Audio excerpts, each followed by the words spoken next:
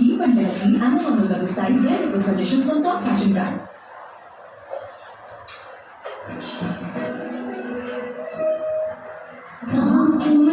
భాగ్యమే నీ దివ్య సన్నిధి బహు విస్తారమైన నీ కృప నాపై చూపితివి. భాగ్యమే సౌభాగ్యమే నీ దివ్య సన్నిధి బహు విస్తారమైన నీ కృప నాపై చూపితివి. నీ నామమును హర్షించి స్తుతించి కీర్తించి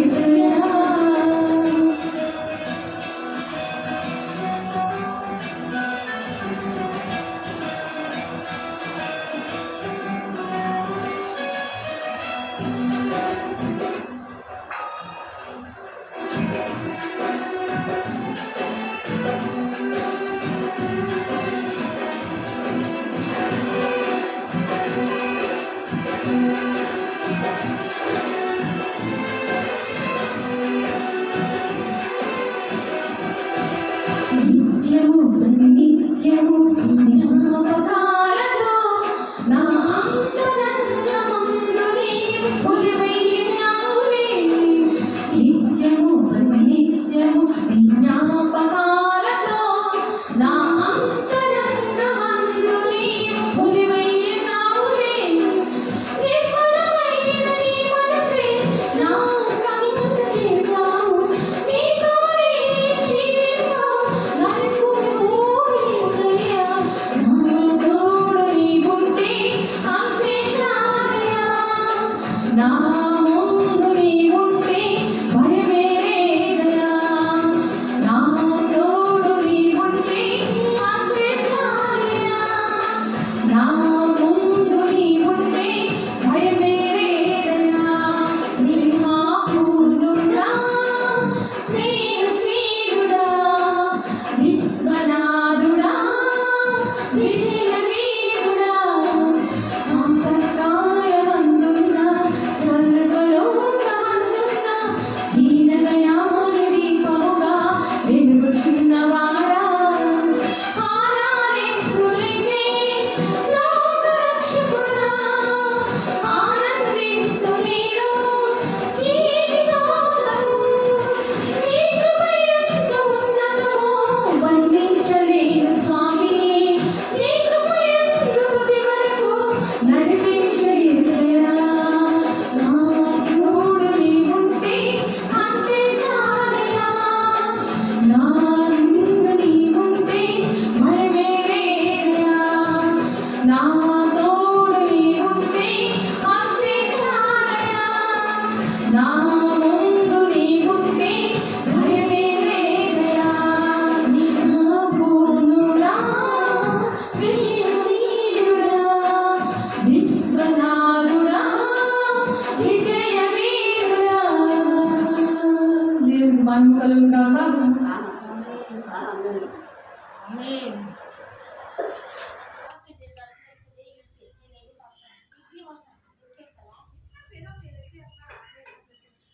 ప్రభు రెండవ రాకడలో రెండు భాగాలు ఉన్నాయి. రెండవ రాకడలో ఎన్ని భాగాలు ఉన్నాయి? అదేంటంటే సంఘం ఎత్తబడుట అంటే సజీవులు మృతులు కలిసి సార్వత్రిక సంఘంగా మరి 7 సంవత్సరాలు దేవునితో ఉంటారు. ఎవరైతే కన్నీళ్లతో దేవుని పాదాలు కడిగి పాపక్షమాపణ పొందుకొని పరిశుద్ధాత్మను పొందుకొని పరిశుద్ధాత్మని దేవుడు పొందుకున్నాడు కదా. ఈయన నా ప్రియ కుమారుడు, ఈయన యందు నేను ఆనందిస్తున్నాను అని చెప్పి ప్రార్థనలోకి తీసుకెళ్ళాడు. ప్రార్థన ఉంటేనే చేయలేదు. పరిశుద్ధాత్మను పొందుతున్నప్పుడు ఆయన ప్రియ కుమారుడుగా మనం తల్లి యొక్క పిల్లలుగా పరిశుద్ధంగా ఉన్నప్పుడు, ఎందుకంటే దేవుడు పరిశుద్ధుడు కాబట్టి మనం కూడా పరిశుద్ధంగా ఉండాలని దేవుడు ఆశపడి దేవుడి మాటలు చెప్తున్నారు. ఆ 7 సంవత్సరాలు కూడా ఎవరైతే పరిశుద్ధాత్మ పొందుకుంటారో వాళ్ళనే కనురెప్ప పాటలో దేవుడు తీసుకువెళ్తారు. దాన్ని ర్యాప్చర్ అంటారు ఇంగ్లీష్లో. అది 1 కొరింథీ 15వ అధ్యాయం 51వ వచనం నుండి ఉంటుంది. మధ్యాకాశానికి వచ్చినప్పుడు మరి ఆయన దేవదూతలతో బోర ఊదినప్పుడు కనురెప్ప పాటలోనే ఎవరైతే దేవుని కోసం దేవుని పిల్లల కోసం కన్నీరు కారుస్తారో తండ్రి చిత్తాన్ని నెరవేర్చిన వాళ్ళే దేవుని రాజ్యానికి వెళ్తారని మత్తయి 7:21 ఉంది కదా. మనం చాలాసార్లు చెప్తున్నాం. తండ్రి చిత్తం ఏంటంటే అందరూ మానవాళి అందరూ కూడా దేవుని రాజ్యానికి రావాలని, దేవునికి ఇష్టంగా ఉండాలని, ప్రతి ఒక్కరూ ప్రేమ కలిగి ఉండాలని, మతం కులం భేదం లేకుండా ప్రేమ కలిగి ఉండాలని దేవుడు ప్రేమించి తన ప్రాణాన్నే పెట్టాడు. మనము కూడా ప్రాణాన్ని పెట్ట బద్దులమే ఉన్నామని వాక్యం చెప్తుంది. అలాగా అటువంటి మనస్సు గలవారిని తండ్రి చిత్తం ఏంటో తండ్రి మనస్సు ఏంటో ఎవరైతే అర్థం చేసుకుంటారో వాళ్ళకి ఎన్నో ఆర్థిక ఇబ్బందులు ఉంటాయి, అప్పులు ఉంటాయి, నిందలు ఉంటాయి, వేదన ఉంటుంది, కొంతమంది నచ్చగా కొట్టేస్తారు, చంపేస్తారు. అలాంటి పరిస్థితులు కూడా దేవుడు విడిపిస్తారు. ఒకవేళ చనిపోయినా మరి పౌలు అంటాడు కదా, బ్రతుకుట క్రీస్తే చావైతే లాభమే. అంటే ఆ లాభం ఏంటో అది ఇప్పుడు మనం తెలుసుకుంటాం. కనురెప్ప పాటలోనే దేవుడు తీసుకువెళ్ళిపోయి 7 సంవత్సరాలు అక్కడ మధ్యాకాశంలో దేవునితో కూడా ఉండి ఆ సింహాసనం దగ్గర దేవుడు ప్రతి బాష్ప బిందువులు తుడిచి నువ్వు ఇంకా రెస్ట్ తీసుకో, విశ్రాంతి తీసుకో అని దేవుడితో సంతోషించేలాగా ఎంత నువ్వు నిద్ర కాచుకున్నావో, ఎంత ఉపవాసం ఉన్నావో దేవుని బిడ్డల కోసం, అందరినీ నువ్వు ఎలా ప్రేమించావో, ఎలా అందరి కోసం నువ్వు ఆలోచించావో, అంటే అది దేవుడి మనసు. భూలోకంలో మనుషులు అర్థం చేసుకోరు, చాలా మంది అర్థం చేసుకోరు. దేవుడిని అర్థం చేసుకోక మనుషులు కూడా, దేవుని పిల్లలు కూడా అర్థం చేసుకోకుండా ఇంటిలోని, సంఘంలోని, జాబ్లోని, ఎక్కడికి వెళ్ళినా వాళ్ళు అర్థం చేసుకోకుండా కొన్ని పరిస్థితుల వల్ల వాళ్ళకి బాధ, హింస అనేది కలుగుతుంటుంది. కానీ అది ఓర్చుకోవాలి. అది ఓర్చుకునేదే దేవుని బిడ్డల యొక్క లక్షణం. అటువంటి వారిని ఎవరు చూడకపోయినా దేవుడు వాళ్ళని చూస్తూ ఉంటాడు. అదే 139 కీర్తనలో 1, 2, 3 వచనాలు ఉంటుంది. నువ్వు పడుకోవడం, నువ్వు లేగడము, నువ్వు కూర్చోవడం అన్నీ కూడా నేను చూస్తున్నాను. నువ్వు ఎక్కడ దాక్కుందో నేను చూస్తున్నాను. ఆదాము అవ్వలు తప్పు చేసి చెట్టు చాటును దాక్కుంటాడు, అయినా దేవుడు చూస్తాడు మీరు ఎక్కడున్నారు అని. సాయంత్రం పూట అలా కొంతమంది తప్పు చేసి దాక్కుంటున్నారు, దేవుడితో మాట్లాడడానికి ఇష్టం లేకుండా దేవుని సన్నిధికి రావట్లేదు, ముఖం చల్లట్లేదు, అలా దాక్కుంటున్నారు. కానీ దేవుడు దర్శించి మరి యూట్యూబ్ ద్వారా మాట్లాడుతున్నారు కొంతమందితో. మరి మీ ప్రార్థనల వల్ల వాళ్ళందరూ కూడా వాక్యం విని దేవుని సన్నిధికి రావాలి. దేవుడు మరి వాళ్ళ దేవుని రాజ్యంలో మనతో కూడా కలిసి ఉండేలాగా దేవుడు వాళ్ళని దీవించాలని దేవుడి మాటలు చెప్తున్నారు. అలాగే అనేక మంది దేవుడి యొక్క ప్రణాళిక ఏంటో తెలియలేని వాళ్ళు కూడా ఉన్నారు. ఆ ప్రయాస దేవుడికి డబ్బులు అనేది ఖర్చు పెట్టడం, శ్రమ, ఒంట్లో శ్రమ, శక్తిని, టైంని అన్నిటిని కూడా ఖర్చు పెడుతున్న వారిని అందరినీ కూడా దేవుడు చూస్తూ వారిని మాత్రమే ఆ కనురెప్ప పాటలో దేవుడు తీసుకెళ్తారు. వాళ్ళకి సంతోషం అనేది దేవుడు ఇస్తారంట. మొదటిగా దేవుడు వాళ్ళకి సంతోషం ఇస్తాడు, తర్వాత విశ్రాంతి ఇస్తాడు. విశ్రాంతి, రెస్ట్ అనమాట. అక్కడే రెస్ట్ ఉంటుంది. ఇక్కడ మాత్రము రెస్ట్ లేకుండా ఉండాలంటే భాషలతో మాట్లాడుతున్నప్పుడు భాషల వరము అనేది దేవుని ఆత్మతో నింపబడి వాళ్ళు దేవునితో ప్రార్థన చేస్తున్నప్పుడు మరి కొరతలేని ఆత్మతో దేవుడు వాళ్ళు నింపుతూ ఉంటాడు. అప్పుడు ఇంట్లోని బయట అంత రెస్ట్ లేకుండా పని చేయగలరు.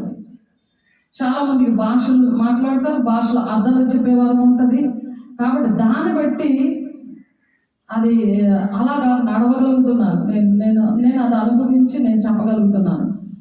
ముందైతే అది దెయ్యాల వరం అని ఒక బోధకుడు చెప్తే నాకు అన్నీ దేవా నువ్వు ఇచ్చిన వరాలు బట్టి నీకు వందనాలు, నేను లోబడ్డాను కాబట్టి దేవుడు నాకు ఉన్నాయో లేదో కూడా నాకు తెలియదు చిన్నప్పటి నుండి. అలాంటి చర్చలో పెరిగాను. కానీ ఎప్పుడైతే దేవుడు నేను అడగకుండానే దేవుడు నాకు ఎక్కడైతే దర్శనము పిలుపున్న ఈ ఏరియాకి విజయనగరం జరుగుండేదో దేవుడు పంపించారో, ఎప్పుడైతే లోబడ్డానో అవన్నీ ఆపరేట్ చేశారు కాబట్టి అలాగే మీరు కూడా లోబడినప్పుడు ఆపరేట్ చేస్తారు. నేను చెయ్యలేను అని మాత్రం అనుకోకూడదు. ఇప్పుడు మనం పాడుకున్నాం కదా, యేసే నా తోడుంటే నాకు భయమే లేదని. అలాగా నీతిమంతులు సింహంలాగా ధైర్యం ఉంటారని గలతీ 8:11 ఉంది అన్నమాట. వాళ్ళకి భయం అనేది ఉండదని దావీదు భక్తుడు ఒక దగ్గర చెప్తున్నాడు. ఏంటంటే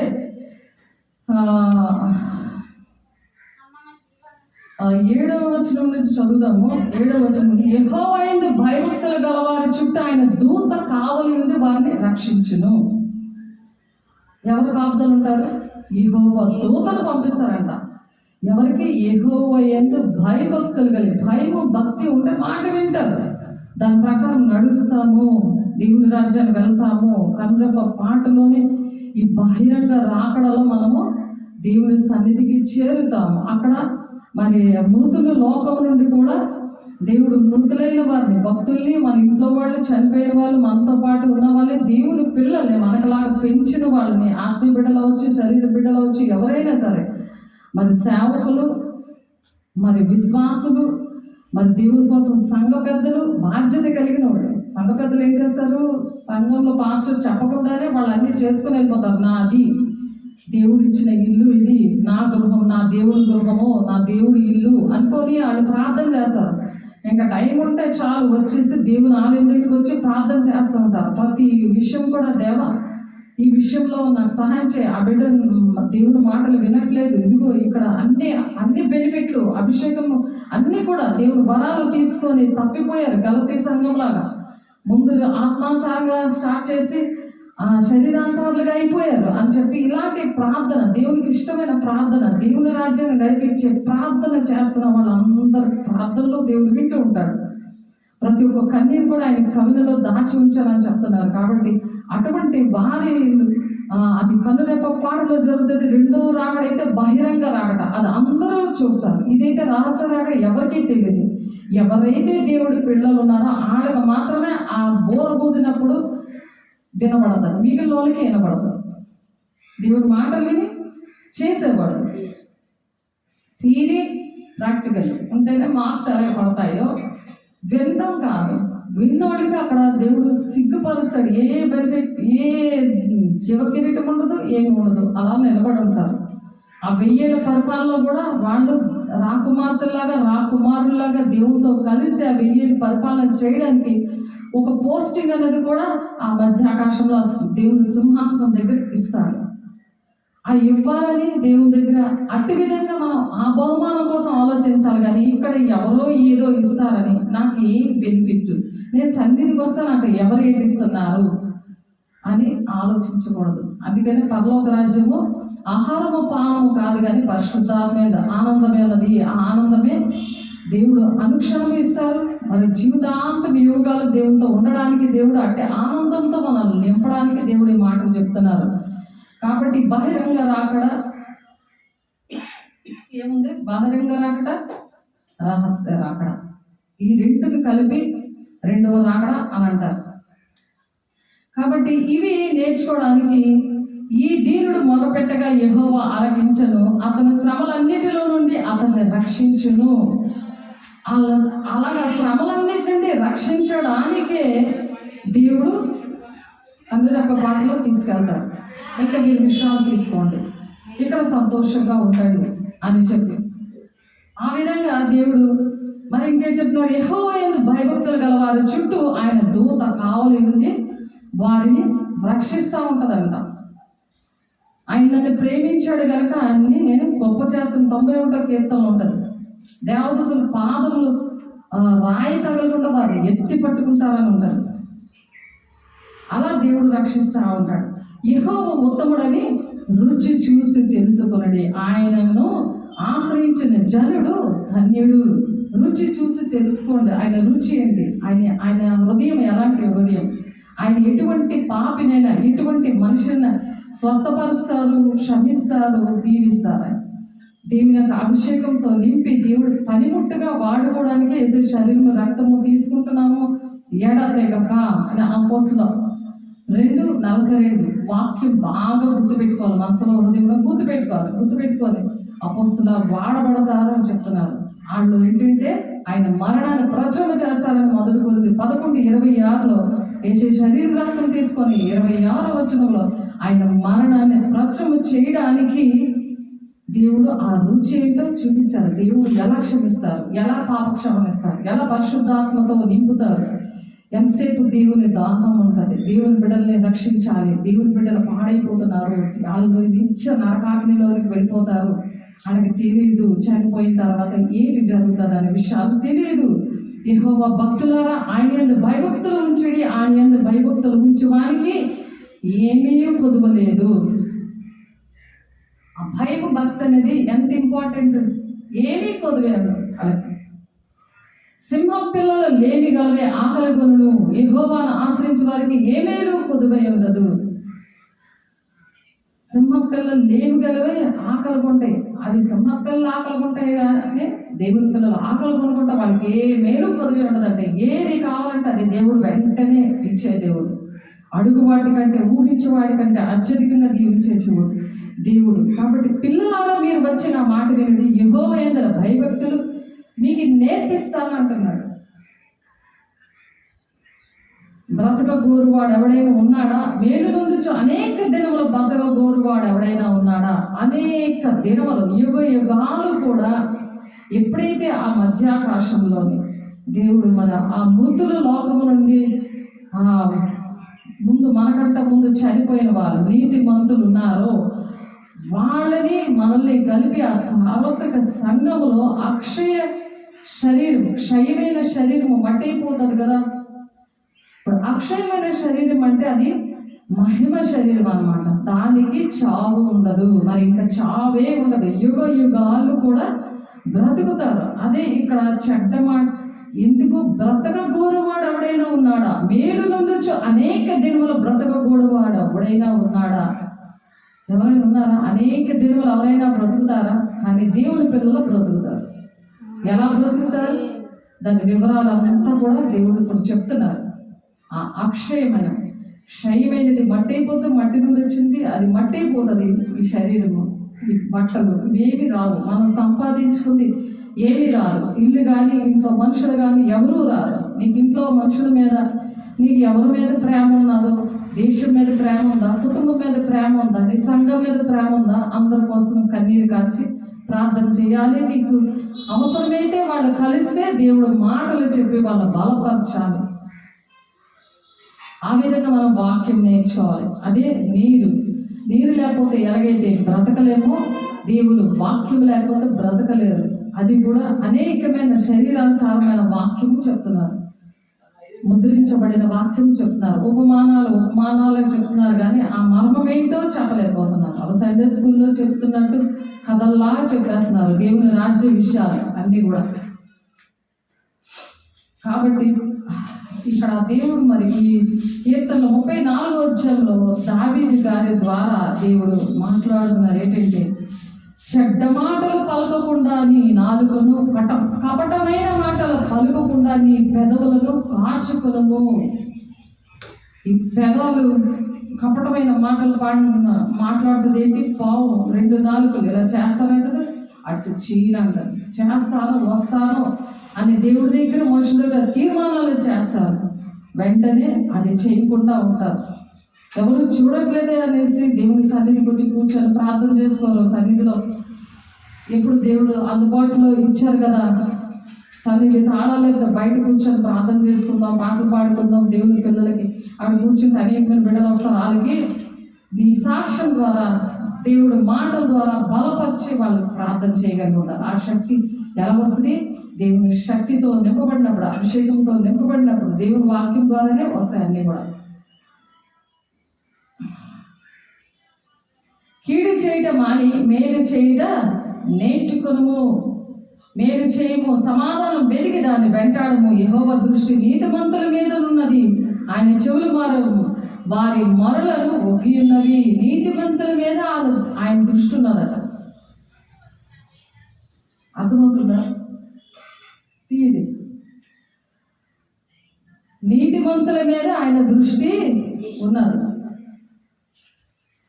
నీతిమంతుల మీద ఆయన దృష్టి ఉందంట. ఆయన చెవులు వారి మొరలను ఒగ్గి ఉన్నది, తీయమని. యెహోవా యందు దృష్టి ఉంచమని. యెహోవా ఎవరి మీద దృష్టి ఉంచుతాడట? నీతిమంతుల మీద దృష్టి పెడతాడు. నీతిమంతుల మీద దృష్టి పెడతాడు దేవుడు.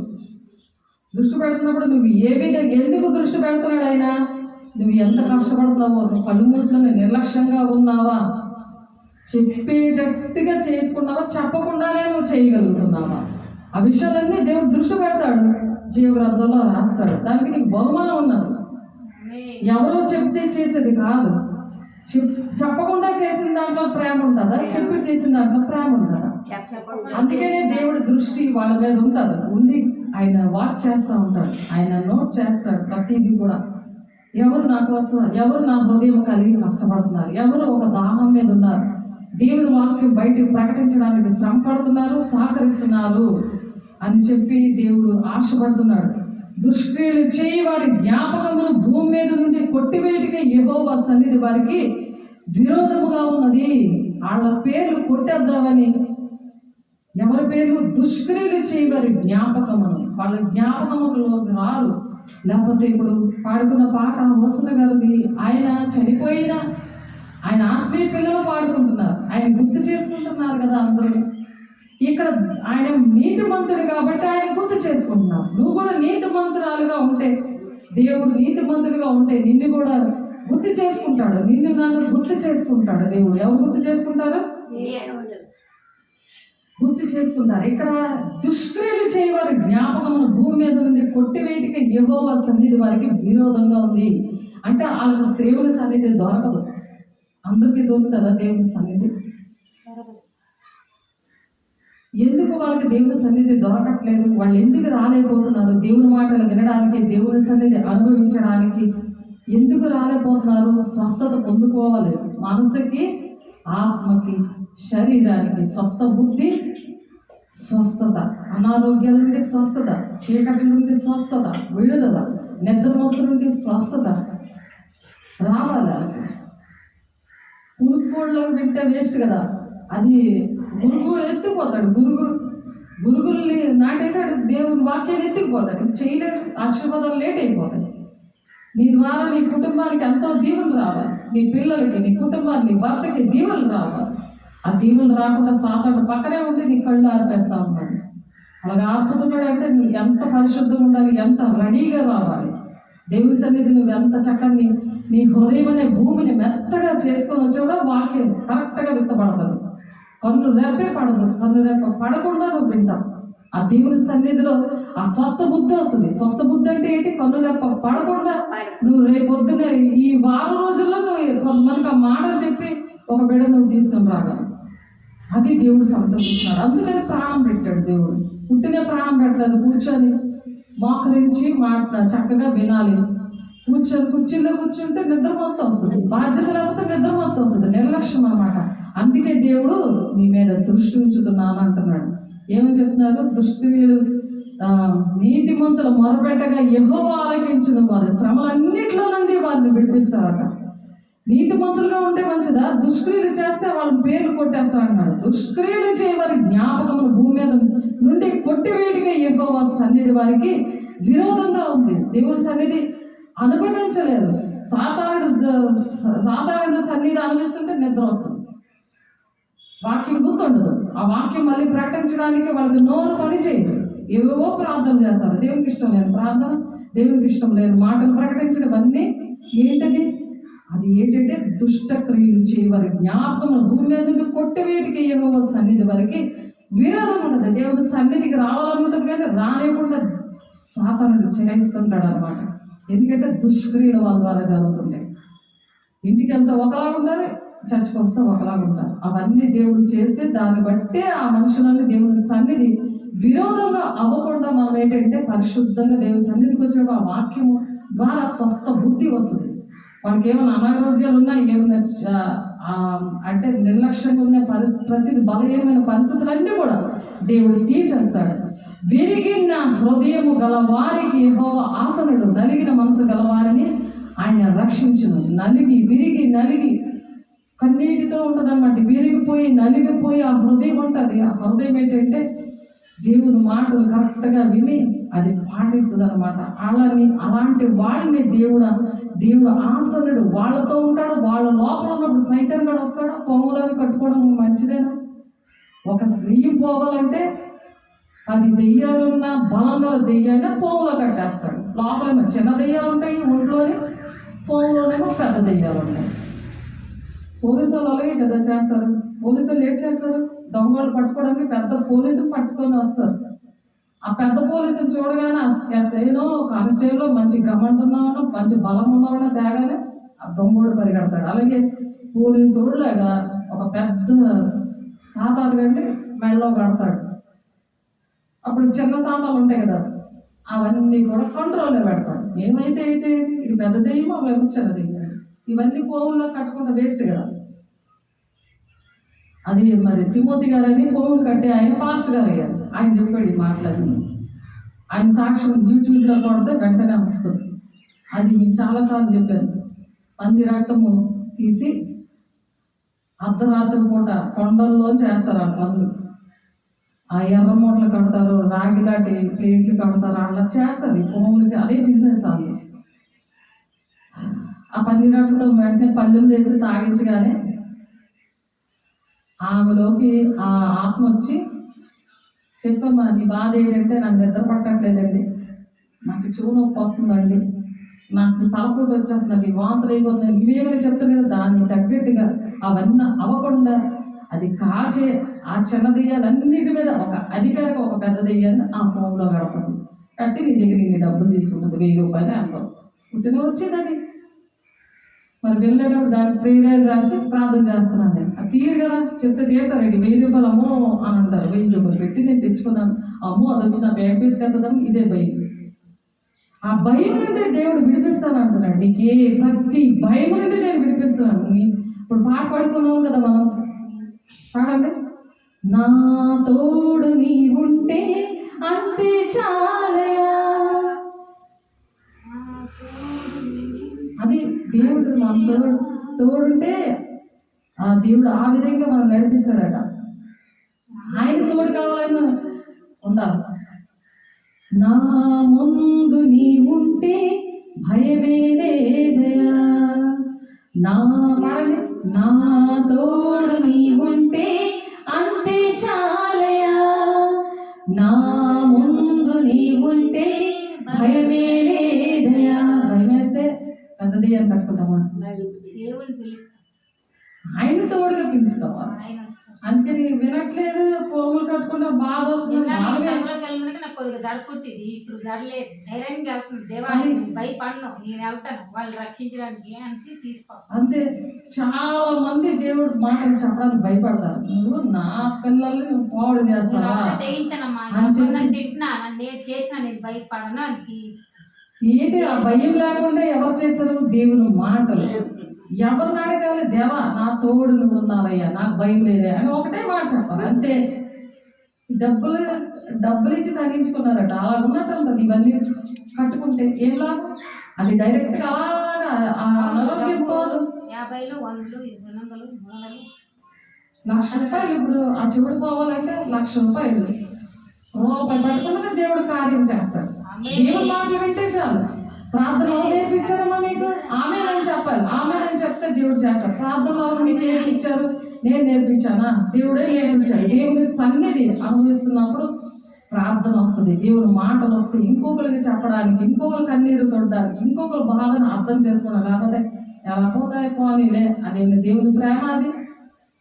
వాళ్ళు ఏ బాధలో ఉన్నారో పట్టించుకుంటున్నామంటే, నువ్వు పట్టించుకుంటున్నావంటే ఆ దేవుడు నీలోనికి వచ్చి చేస్తాడు. అది రోజు ఉండాలి, అది రోజు ఉండాలి. ఒక్క క్షణం కూడా ఆ బుద్ధి పోకూడదు. దేవుని గుణాలు అవి పోకూడదు. ఆ దేవుని గుణాలు అనేవి పోకూడదు. పోకుండా ఉండాలంటే ఇప్పుడు బుధవారం, శుక్రవారం, ఆదివారం మనం ఎందుకు ఆ దేవుని వాక్యం అనే నీరుని మనం కలిగి ఉన్నాం. నీరు లేకపోతే ఉండగలరు, వాటర్ లేకుండా మనం బతకాలన్నా. అలాగే వాక్యం అంటే నీరు అనమాట. ఆ జీవజల నది నీలో ప్రవహిస్తుంటే ఆయన నీ తోడున్నట్టు లెక్క. నీకు భయం ఉండదు అనమాట. కాబట్టి నీతిమంతులకు కలుగు ఆపదలు అనేకములు, వాటి అన్నిటి నుండి యెహోవా వారిని విడిపించును. ఎలా విడిపిస్తాడు? ఈ కన్నురెప్ప పాటలోనే నిన్ను తీసుకెళ్ళిపోతాడు. ఇలాంటి శత్రులు మోప నుండి దేవుడు విడిపించుకొని తీసుకెళ్ళిపోతాడు. నీకు జీవితాంతం దేవుడు నీతో ఉండడానికి ఆయన ఆశపడి మాటలు చెప్తున్నారు. చెడుతనము భక్తిహీనులను సంహరించును. చెడుతనం ఏం చేస్తుంది? నువ్వు అబద్ధాలు ఆడుతున్నా, నువ్వు దేవునికి ఇష్టం లేని పని ఏదైనా చేస్తున్నా, దేవుడిని నువ్వు పక్కన వదిలేసి నువ్వు నీటిలో పనులు చేసుకుంటూ దాని మీదే ధ్యాస పెట్టుకొని ఉన్నావు అనుకో, ఏంటవుతుంది? చెడుతనము భక్తిహీనులను సంహరించును. భక్తిహీనులు చెడుతనం ఏం చేస్తుందట? భక్తిహీనులను సంహరిస్తుంది. సంహరించడం అంటే ఆ చెడుతనం ఏం చేస్తుంది? మనుషుల్ని చంపుతుంది అన్న. సంహరించడం అంటే పట్టుకోవడం. ఇప్పుడు పిల్లి ఎలకని ఎలాగైతే గట్టిగా పట్టుకుంటుంది, ఎలా ఎదుగుతుంది, అలాగా మరణం అలా వెంటాడుతూ ఉంటుంది. మరణానికి ముందు ఏంటొస్తుంది? భయంకరమైన అనారోగ్యాలు. ఆ అనారోగ్యం నుండి విడిపించేది అదే స్వస్థత. మార్కు 16:20 మీకు చాలాసార్లు చెప్పాను. వాక్యం ప్రకటిస్తుందనే సహకార్య దేవుడు వచ్చి అద్భుత కార్యాలు చేయిస్తాడని. ఆ సహకార్య దేవుడిని కలిగి ఉండాలి. నువ్వు వాక్యం అనే దేవుడిని ప్రకటిస్తా ఉన్నావు అనుకో, ప్రకటించడం ఆపకూడదు. కరెక్ట్ వాక్యం నువ్వు నేర్చుకోవాలి. దేవా సత్యవాక్యం నాకు నేర్పించండి. నేను ఏడ్చేది అంతా దానికోసమే, లేకపోతే నేను కూడా ముందు మీలాగే ఉండేది. నాకు సత్యవాక్యం అంటే ఏంటో తెలియదు. అంత దేవుడు వాక్యమా అనుకునేదా? అంత శరీరానుసారమైన బోధ విన్నాను నేను. ఆత్మానుసారమైన బోధ పైన వాటిని వెతకడం అది లేదు. అది తెలియదు. అలా నేను పుట్టి పెరగలేదు, అలా నన్ను పెంచలేదు నా తల్లిదండ్రులు. కానీ వాడికి చెప్పేటట్టుగా దేవుడు నన్ను తయారు చేశారు. రేపు నేను వెళ్తున్నాను, మీరు ప్రార్థన చేయాలి. ఎందుకంటే నీ రక్త సంబంధికి నువ్వు మొహం తెప్పద్దు అని ఉంటుంది వాక్యం. మొదటి దేవుడు ఆయన రక్త సంబంధం దగ్గరికి వెళ్తే ఆయన రిజెక్ట్ చేశారు, ఆయన చేర్చుకోలేదు, ఆయన మాటలు వినలేదు, ఆయన పని అయిపోయింది. తర్వాత తల్లి చిత్తాన్ని నెరవేర్చడానికి ఆయన బయలుదేరాడు. ఎప్పుడైతే తల్లి చిత్తాన్ని నెరవేర్చడానికి బయలుదేరాడో, తల్లి చిత్తాన్ని నెరవేర్చాడో, అప్పుడే వాళ్ళందరికీ తెలిసింది అసలు నా అన్నయ్య, నా అన్నదమ్ముడు దేవుని కుమారుడు అనమాట అనే విషయము అతను ఎవరో అర్థమైంది. అలాగే నీ కుటుంబంలో కూడా నువ్వు ఎవరికైతే ప్రకటిస్తావో, నువ్వు తండ్రి చిత్తాన్ని అట్టి విధంగా నువ్వు నెరవేర్చావనుకో, ఒక్కొక్కరి పట్ల ఒక్కొక్క తండ్రి చిత్తం ఉంది. అది నెరవేర్చారనుకో, దేవా నీ చిత్తం ఏంటి, నా పట్ల నీ చిత్తం ఏంటి, దేవుని పిల్లలే దేవుని రాజ్యాన్ని చేర్చడమే అందరి చిత్తం కూడా. అందరూ కూడా దేవుని రాజ్యాన్ని తీసుకెళ్ళాలి. దానికి భక్తి పరిమాణం చెప్పిన దేవుడు ఒక్కొక్కరికి ఒక్కొక్క బలం ఇస్తారు, దేవుని ఫలాలు ఇస్తారు, ఆత్మీయ ఫలాలు, కృపా ఫలాలు ఇస్తారు. నువ్వు అభిషేకంతో పరిశుద్ధాత్మతో నింపబడినప్పుడే నీకు అర్థమవుతాయి, లేకపోతే అర్థమవుతుంది. వీళ్ళనే దేవుడు తీసుకెళ్తాడు. నా పిల్లలు ఇక్కడ శ్రమ పడడానికి లేదు, ఈ శ్రమలకు ముందే నేను తీసుకెళ్ళిపోతాను అని ప్రకటన 3:10 కూడా శోధన కాలంలో నేను వాళ్ళు దాస్తాను అని చెప్తున్నాడు.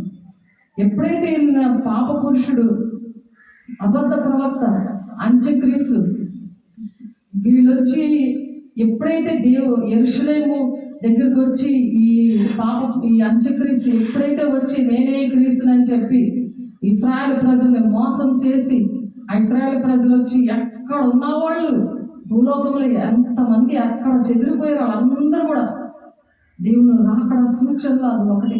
90 సూచనలు ఉన్నాయి, అందులో ఇది ఒకటి. వాళ్ళందరూ వచ్చి ఆ యెరూషలేము కడతారు. వాళ్ళ మోసం చేసి నేనే క్రీస్తుని, నేనే యేసేనని చెప్పి దేవుని యొక్క రాజ్యాన్ని వాడి రాజ్యాన్ని స్థాపిస్తూ ఉంటాడు. ఇంకా వాడి యాక్టింగ్ చేస్తాడు, అంతా కూడా అద్భుతాలు చేస్తాడు, అన్నీ చేస్తాడు. అన్నీ చేస్తున్నా సరే వాళ్ళు తెలుసుకోలేకపోతారు.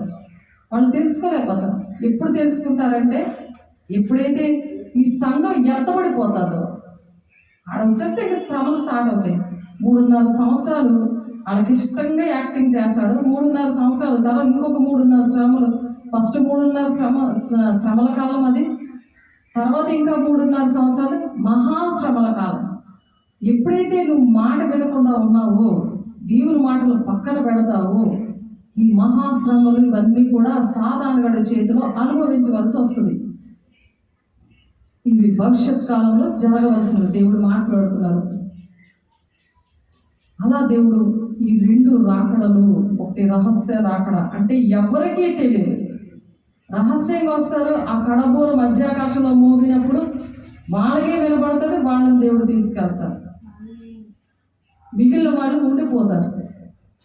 అప్పుడు బహిరంగ రాకడలో ప్రతి ఒక్కరూ, ప్రతి నేత్రము నన్ను చూస్తుంది, అందరూ రొమ్ము కొట్టుకుంటారు, అందరూ మోకాళ్ళు వేస్తారు, ప్రతి మోకాళ్ళు వంగును గాక, ప్రతి నామము దేవుని స్తుతించిన గాక అంటారు. అమ్మో నిజమైన దేవుడు అనుకొని అప్పుడు అందరూ కూడా గుడ్డులు బాదుకుంటారు, కొంతమంది మారుతారు, కొంతమంది.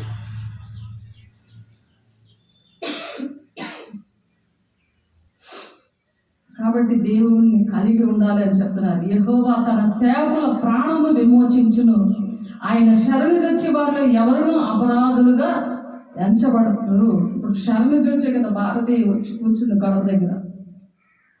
ఆయన శరణు వచ్చే వారిని అపరాధులుగా ఎప్పుడు ఎంచడు.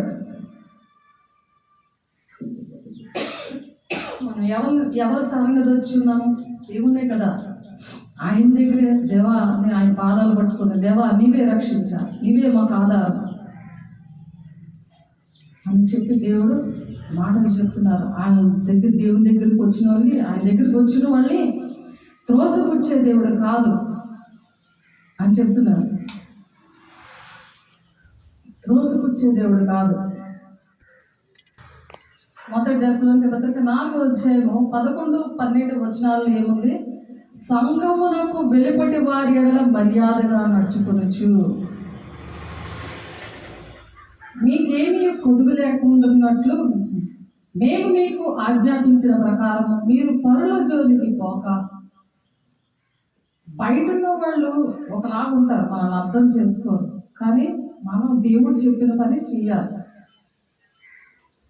కాబట్టి మర్యాదగా వాళ్ళతో ఉంటాం. చర్చిలోని ఒక కుటుంబంగా ఉంటుంది, మన కుటుంబంలో కూడా ఒకలాగా ఉంటాం. కాబట్టి మీ సొంత కార్యాలను జరుపుకొనుట యందును మీ చేతులతో పని చేయుట యందును ఆశ కలిగి ఉండవలనని మిమ్మల్ని హెచ్చరించుచున్నాను. మీ చేతులతో మీరు పని చేసుకోవాలి. ఎవరి మీద చేతులు చాపేటట్టు ఉండకూడదు. చేతులు చాపినట్టుగా ఉన్నారనుకో, నీకు స్వతంత్రం వచ్చినట్టు కాదు. స్వతంత్రం అంటే ఏంటి? దేవుని వల్ల బ్రతకడం అన్నమాట. అది 2 కొరింథీయుల పత్రికలో ఉంటుంది. పౌలు చెప్తాడు, పరిశుద్ధాత్మ పొందుకున్న వాళ్ళకి దేవుడు ఏంటంటే వాళ్ళకి స్వతంత్రం ఇస్తానని ఉంది వాక్యం. కాబట్టి ఎవరు మీ సొంత కార్యములను జరుపుకొనుట యందును మీ చేతులతో పని చేయుట యందును ఆశ కలిగి ఉండవలనని మిమ్మల్ని హెచ్చరించుచున్నాను. సహోదరులారా, నిరీక్షణ లేని ఇతరుల వరే మీరు దుఃఖపడకుండు నిమిత్తము నిద్రించుచున్న వారిని గురించి మీకు తెలియకుండుట నాకు ఇష్టం లేదు అంటున్నాడు. నిద్రిస్తున్నవాడు అంటే చనిపోయిన వారి కోసము మీరు బాధపడద్దు. యేసు మృతి పొంది తిరిగి లేచినని మనము నమ్మిన ఎడల అదే ప్రకారం యేసునందు నిద్రించిన వారిని దేవుడు ఆయనతో కూడా వెంట పెట్టుకొని వస్తాడు.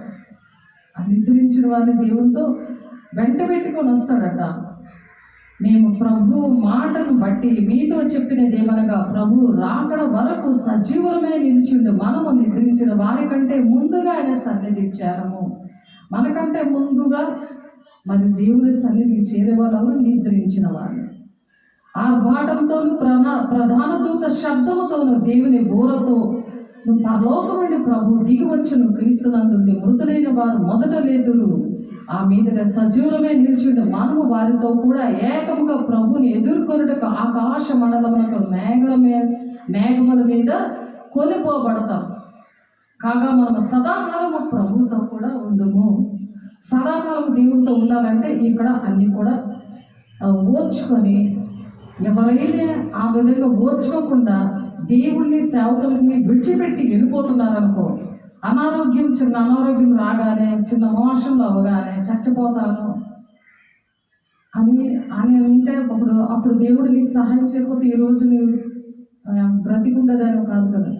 ఇరుగు పొరుగులందరూ కూడా చచ్చిపోతే మంచిది కంపు ఎలాంటి మనుషులు అని ఎంత దూషించినా సరే దేవాలను బ్రతికించు అని వచ్చి నీతో ప్రార్థన చేయించినప్పుడు, ఎందుకంటే ఒకరికొకరు అవి అలా చెప్పుకొని బలపరచకుండా అని చెప్తున్నారు.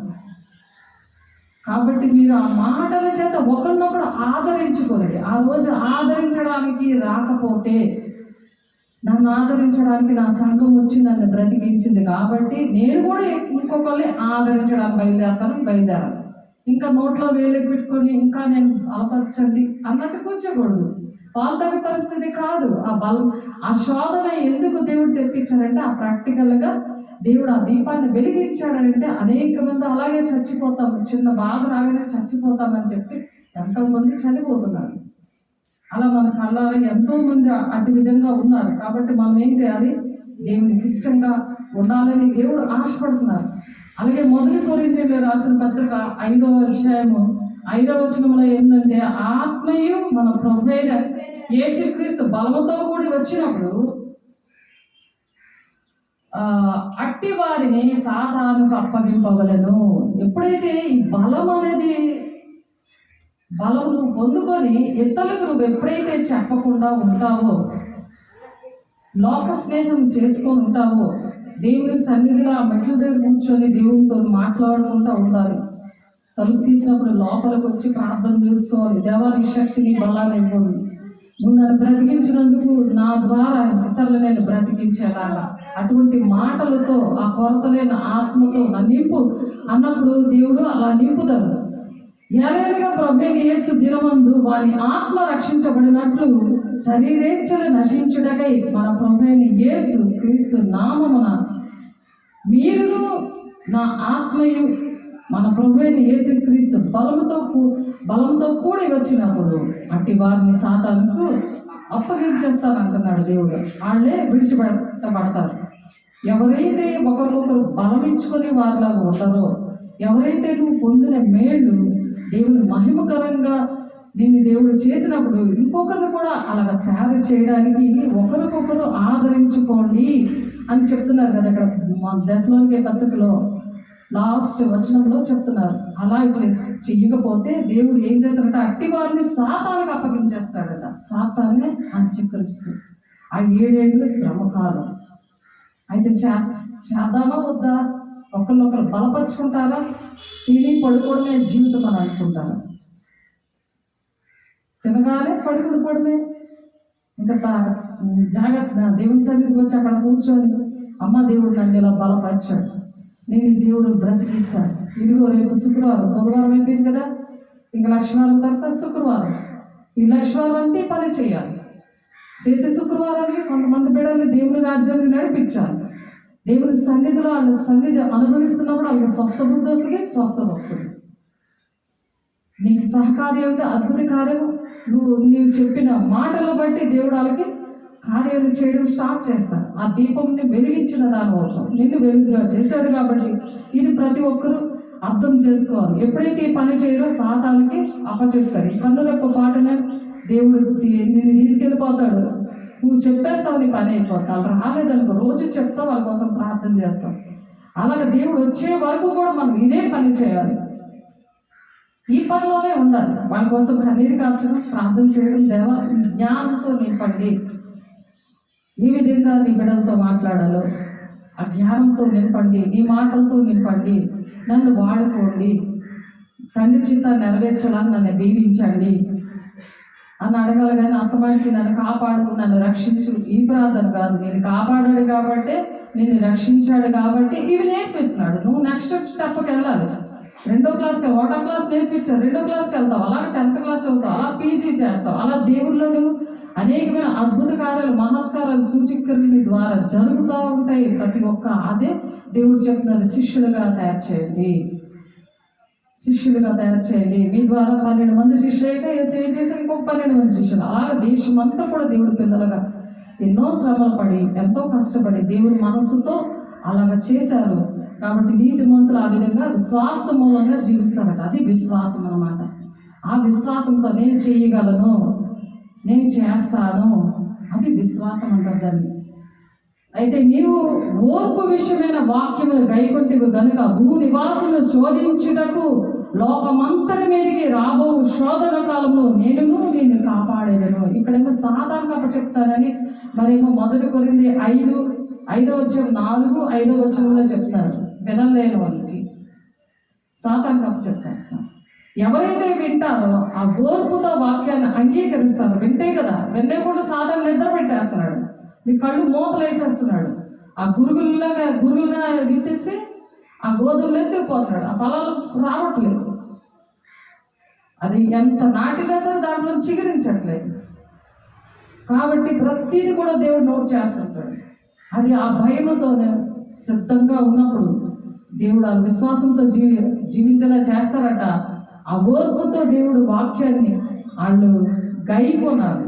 వినడమే కాదు, గైకొనడం అంటే ఆ వాక్య ప్రకారం నడవాలి. దేవుడు మాటలు ఏదైతే దేవుడు ఈరోజు చెప్పారో, నన్ను ఒక పాత్రగా చేసుకొని అవి గైకొనాలి. అప్పుడు భూనివాసులు శోధించుటకు లోకమంతటి మీదకి రాబో శోధన కాలం ఏంటది? ఆ మధ్య ఆకాశంలో ఆయన బోర ఊదినప్పుడు, అది శోధన కాలంలో ఆ యెరూషలేము కట్టబడడం, ఇశ్రాయేలు ప్రజలందరూ యెరూషలేము చేరడం, అది కట్టడము, అది కట్టేగా ఈ అంత్యక్రీస్తు వచ్చి సింహాసనం మీద కూర్చుంటాడు, వాడు స్థాపన చేయడానికి. ఇంకా ఆ శ్రమల కాలం స్టార్ట్ అయిపోతుంది. ఈ శోధన కాలంలో దాయడానికే దేవుడు వెంటనే ఏం చేస్తారు, ఆ కన్నుల యొక్క పాటలోనే మధ్యాకాశాన్ని తీసుకువెళ్ళిపోతాడు. అది దాయడం అంటే అది శ్రమల కాలం. ఆ శోధన కాలం 7 సంవత్సరాలు కూడా మధ్యాకాశంలో మరి అలా దాస్తారు. సంఘానికి ఇచ్చే వాగ్దానం అన్నమాట. ఈ సంఘం అనేది దేవుడు ఇచ్చిన ఈ వాగ్దానము నెరవేర్చబడాలంటే దేవుడు 4 పనులు చేస్తాడు. అందులో సంఘాన్ని సంతోషం పెడతాడు అన్నమాట. సంతోష పెడతాడు. ఇంకా మీరు రెస్ట్ తీసుకోండి. నా ద్వారా మీరు ఎన్నో కష్టాలు పడ్డారు. నన్ను దేవుని రాజ్యానికి అనేకమైన బిడ్డలు తీసుకెళ్ళడానికి మీరు అప్పులు ఏంటి, అనారోగ్యం ఏంటి, లేకపోతే నిద్రకాయం ఏంటి, ఇందాక చెప్తున్నాం కదా, అవన్నీ కూడా మీరు బాధపడ్డారు. కాబట్టి అటువంటి పరిస్థితులు ఇంకేమీ లేకుండా ఇక్కడ మీరు రెస్ట్ తీసుకుండాలి. రెండో పని ఏంటి చేస్తాము, అక్కడ సంతోషంగా ఉంటాము. రెండవది విశ్రాంతి తీసుకుంటాము. మరి ఉపవాసం ఉండక్కర్లేదు, నిద్రకాయక్కర్లేదు, నువ్వు రోజు కష్టపడి దేవుని మాటలు ప్రకటించడానికి అనేకమైన మైళ్ళు తిరగక్కర్లేదు అని చెప్పి దేవుడు ఆ మాట చెప్తారు. అక్కడ న్యాయ సింహాసనం మీద తీర్పు అనేది, మూడవదిగా న్యాయ సింహాసనం మీద తీర్పు అనేది ఉంటుంది. ఆ తీర్పులోనే దేవుడు ఎవరి కష్టానికి తగినట్లుగా అనేకమైన కిరీటాలు ఉంటాయి. ఆ న్యాయ సింహాసనం దగ్గర దేవుడు అక్కడ ఇస్తారు ఆ బహుమానాలు.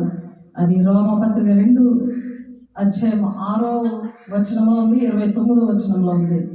అలాగే 2 కొరింథీ 5:10 మనం చెప్తున్నాం ఏంటంటే, మీరు దేహంతో జరిగించినవి మంచివైనా సరే చెడ్డవైనా సరే ఆ న్యాయపీఠం ముందు మీరు ప్రత్యక్షం అవ్వాలి. అక్కడ దేవుడు ప్రతి విషయంలో కూడా ఎవరెవరికి ఏ గ్రేడ్ ఇస్తారు, ఏ గ్రేడా, బి గ్రేడా, సి గ్రేడా, డి గ్రేడా, టీ గ్రేడా అని గ్రేడ్ ఇస్తారు కదా టీచర్. జాబ్స్లో కూడా ఉంటాయి కదా, అలాగే దేవుడు అక్కడ అలాగ బహుమానాలు ఇస్తారు. మరి ప్రకటన 23:20లో ఎవరైనాను నా స్వరము విని తలుపు తీసినేడలే నేను అతని యొద్దకు వచ్చి అతనితో నేను నాతో కూడా అతను భోజనం చేస్తానంటే పెళ్లి కుమారుడు ఆ పెళ్లి విందులో ఆయనతో కలిసి భోజనం చేస్తాం. అది 4వది.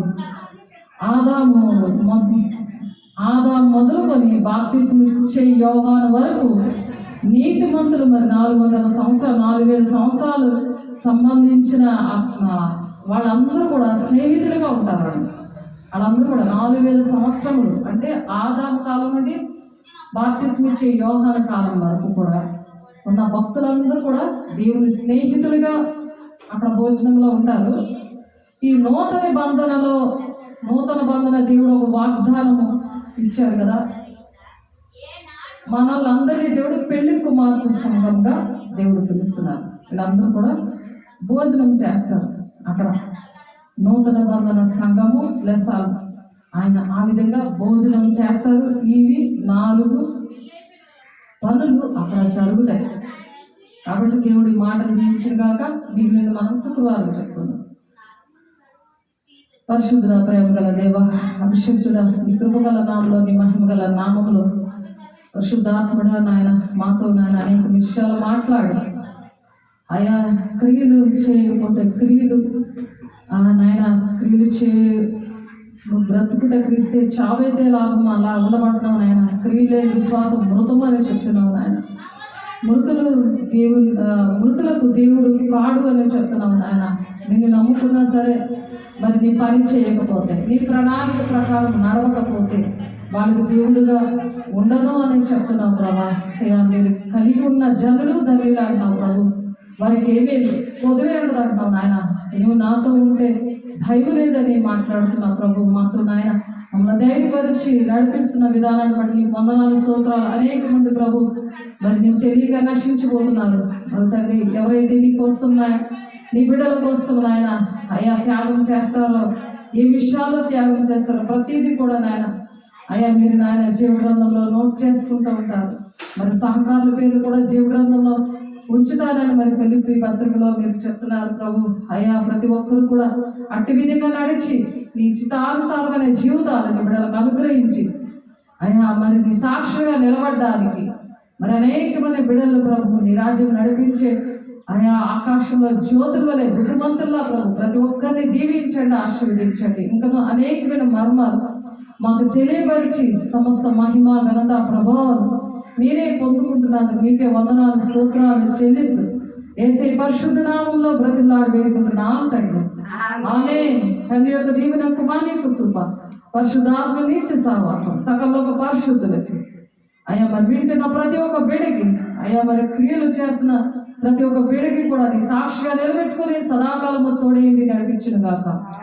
ఆమేన్. Praise lord. దేవుడు మిమ్మల్ని దీవించిన గాక. ఆమేన్.